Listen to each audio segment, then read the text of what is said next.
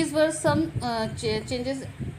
Now, what was the effect of industrialization, yeah, industrial revolution on uh, workers?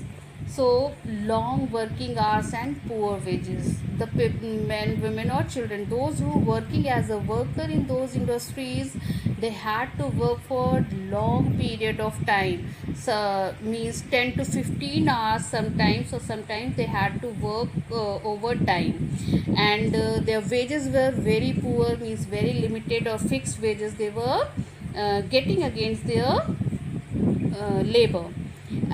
Spread of unemployment, as this replaced the manual power by machine power.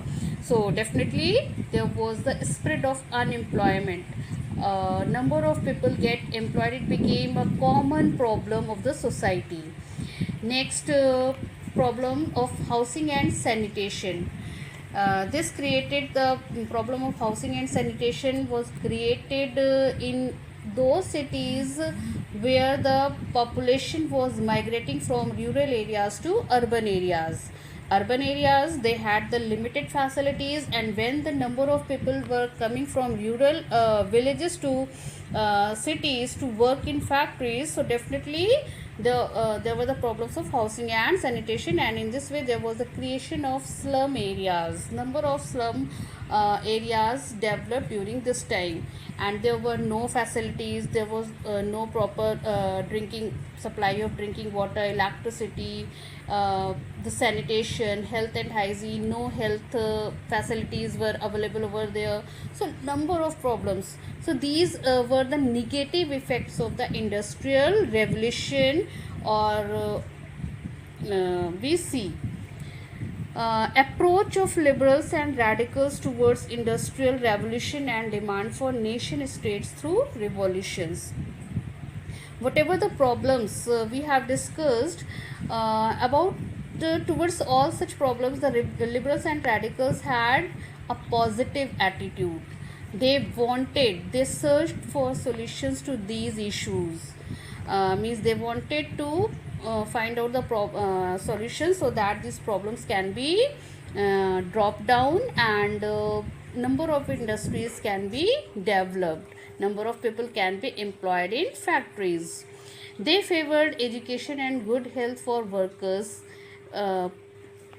Means they wanted, if the workers would be educated, they would have proper health, means would be healthy, so definitely they will contribute in large production. They can contribute, they can bring the good results in production.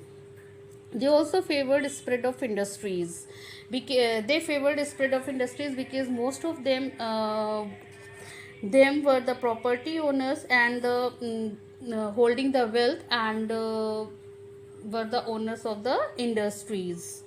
So they wanted to multiply industries, that the industry should multiply and number of people should employed in those industries.